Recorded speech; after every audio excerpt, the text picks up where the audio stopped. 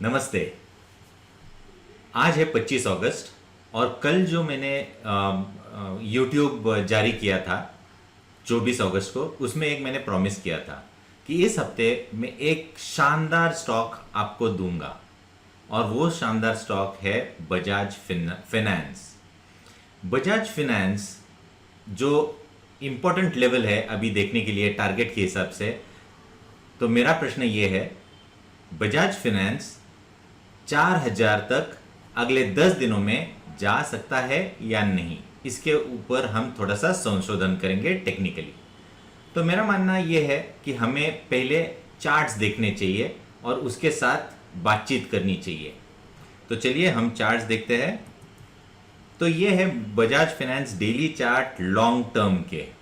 Okay, ये है लगभग 2018 से हम लगातार ये हायर टॉप हायर बॉटम कर रहा था। जब कोरोना का काल आ गया तो उधर से एक जोरदार फॉल आ गया था। आपको याद होगा मैंने 4,000 के नज़दीक इसको बिकवाली की सलाह दी थी। उधर से ये सीधा 1750 तक नीचे आया और फिर एक अच्छा कंसोलिडेशन देखने को मिला। आपको और एक चीज याद दिलाना चाहिए कि कैसे सेल टू बाय कन्वर्ट होता है। जो 4,000 में बेचा था हमने 1700 में बाय नहीं किया, बल्कि 1700 के नज़दीक हमारे शॉर्ट कॉल्स भी आए जिनके ऊपर हमारे स्टॉप लॉसेस ट्रिगर हुए, छोटे से स्टॉप लॉसेस। तो अभी एक लेवल है जो मैं दिखाना चाहता हूं, वो है 2556। इसके ऊपर मैं एक ट्रेंड लाइन डालता हूं। ये देखिए, ये क्यों मैंने ट्रेंड लाइन डाली, ये सीखने जैसी चीज है और आप सीखिए प्लीज। ये जो लेवल देखने को मिली है, ये एक जो फॉल आया था उसके बाद एक बाउंस बैक आया था, उसका एक टॉप। तो इधर एक बड़ा सप्लाई देखने को मिला, वापस नीचे गया, एक बार फिर से वही लेवल्स टेस्ट होते नजर आए, उधर से करेक्शन आ गया। पर इस टाइम क्या हुआ, हायर बॉटम। और इस दिन जब इसने ये लेवल तोड़ी तब मैंने जी बिजनेस पे एग्रेसिव होके, बहुत ही एग्रेसिव होके 2550 2560 के करीब मैंने कहा था इधर से लॉन्ग पोजीशंस क्रिएट कीजिए। अगले थोड़े ही दिनों में हम 3,000 के ऊपर के लेवल्स टेस्ट करते नजर आएंगे। और इस दिन के बाद मैंने शॉर्ट कॉल्स बजाज फाइनेंस में ये तारीख है मिड जून से आज तक एक या दो बार ही दी होगी, और वो ही छोटे ट्रेडिंग पिक्स थे, ट्रेडिंग कॉल्स थे। पर लगातार मैं बाय कॉल देता नजर आ रहा हूं। तो मेरा मानना है कि आपको थोड़ा सा लॉन्ग पोजीशंस के साथ ही कामकाज करना चाहिए। इस दिनों में ये ब्रेकआउट था, एक अच्छा कंसोलिडेशन, इधर सारा डिस्ट्रीब्यूशन हुआ था और स्ट्रॉन्ग हैंड्स ने वीकर हैंड से माल ले लिया था। ये इधर संकेत दे रहा है। वॉल्यूम्स देखिए, ऑल टाइम हाई वॉल्यूम्स से इधर एक्यूमुलेशन हुआ, इधर ब्रेकआउट मिला, इधर मैंने बाय नहीं किया, पर इन लेवल्स पे 2550 2560 2600 पे हमारे एक्यूमुलेट किया। और मैं ये डिस्क्लोजर देना चाहता हूं कि हमने हमारे पोर्टफोलियोज में इधर लिया और हमने हमारे क्लाइंट्स को भी रेकमेंड किया है, और अभी भी हम होल्ड करते नजर आ रहे हैं। अभी जिन्होंने अभी तक लिया नहीं है उन्होंने लेना चाहिए क्या नहीं लेना चाहिए, इसके ऊपर थोड़ा सा एनालिसिस करना चाहिए। एक ये ब्रेकआउट देने के बाद छोटा सा करेक्शन देखने को मिला और ये एक अच्छी छलांग इस स्टॉक ने लगाई। अब मैं थोड़ा सा अभी एक्सपैंड कर रहा हूं। ये मूव एक बड़ी आई। इतने बड़े मूव के बाद, यानी लगभग 1800 से लेके 3400, यानी लगभग डबल होने के बाद एक कंसोलिडेशन होना, थोड़ा सा टाइम करेक्ट करना, ये बहुत लाजमी होता है। और ये उसके बाद अगर ब्रेकआउट आता है तो उसमें स्ट्रेंथ और भी देखने को मिलती है। तो दोस्तों, मैं और एक लाइन अभी डालने जा रहा हूं और वो लेवल है 3466। इसका रंग मैं और चेंज कर देता हूं, 3466। ये क्या है, इधर के टॉप्स है, इधर का टॉप है, और कल आपने देखा 24 तारीख को इसके ऊपर क्लोजिंग मिली है। तो ये पहले संकेत थे कि आपको अभी तेजी की पोजीशंस बनानी चाहिए। अब हमें क्या करना चाहिए, अब मेरा मानना है कि एक ही छोटा सा रेजिस्टेंस है जिस पे आपको ध्यान देना चाहिए। आप इस दिन का कैंडल देख रहे हो 10 तारीख का, इसका हाई अगर देखते हैं तो उसकी वैल्यू आती है 3565 या 3560। तो उसके ऊपर मैं वापस एक बार एक और लाइन डालता हूं, 3560।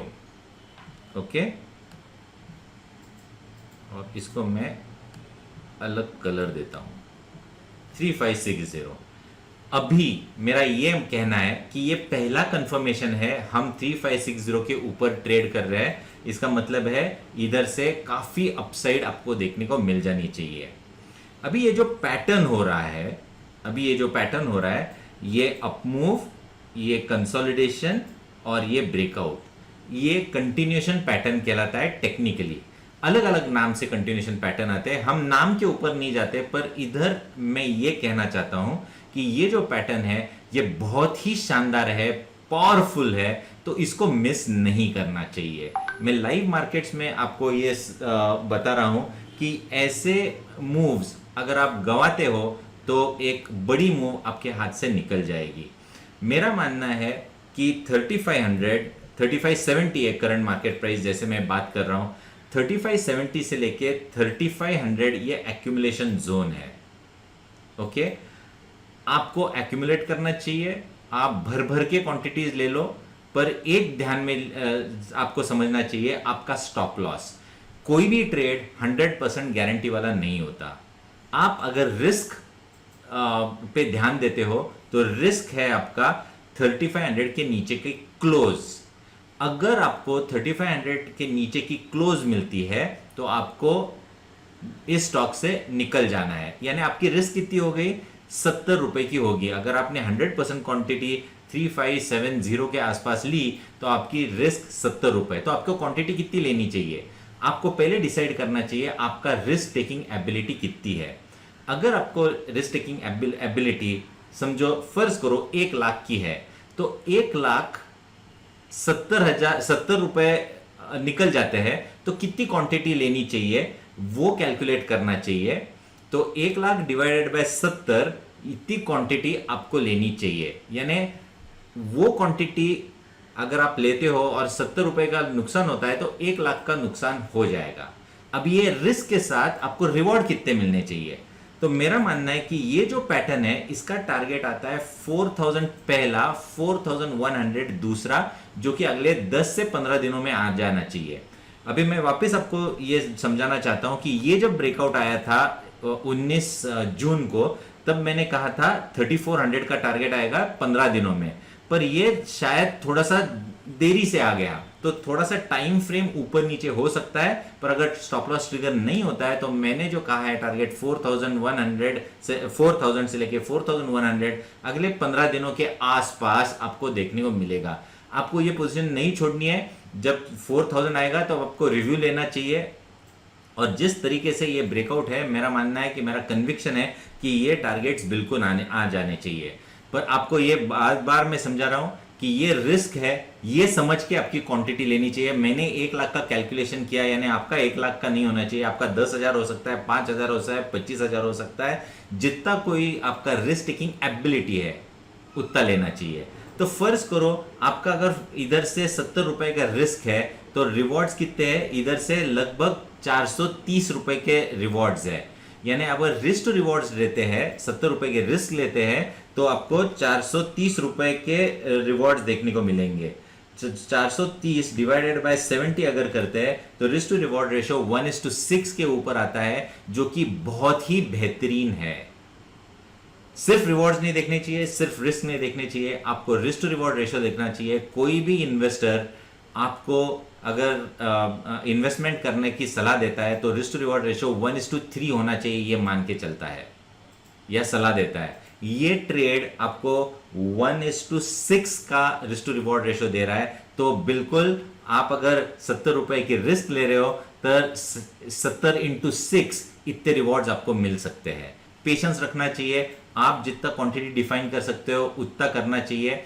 और जो जैसे मैंने डिस्क्लेमर दिया है, डिस्क्लोजर दिया है, वो आपको ध्यान से समझना है और आपकी क्वांटिटी डिसाइड करके बाय करके चलना चाहिए। ऐसे ही अगर कोई आगे ब्रेकआउट आएगा तो मैं इसके बारे में भी इधर यूट्यूब में कभी कभार देता जाऊंगा। हर एक स्टॉक इधर नहीं मिलने वाला है, हमारे सब्सक्राइबर मेरे से नाराज हो जाएंगे। तो दोस्तों ये एक सेल्फलेस डीड है जो मैं करने जा रहा हूँ, और ये आपको स्टॉक मैंने रिस्क टू रिवॉर्ड रेशो के प्रोफाइल से बाय करने के लिए सलाह दी है।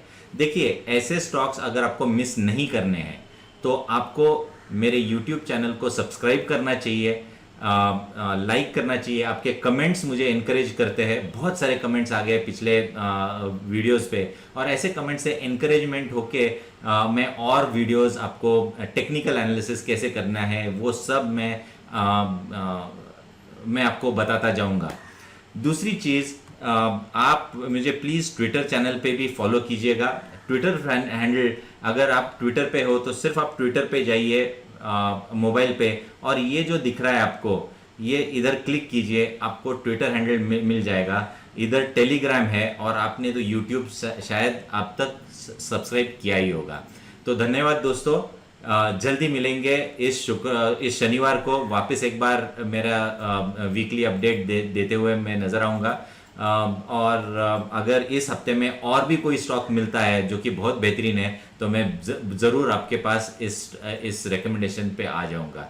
तो धन्यवाद दोस्तों, थैंक यू वेरी मच, नमस्ते।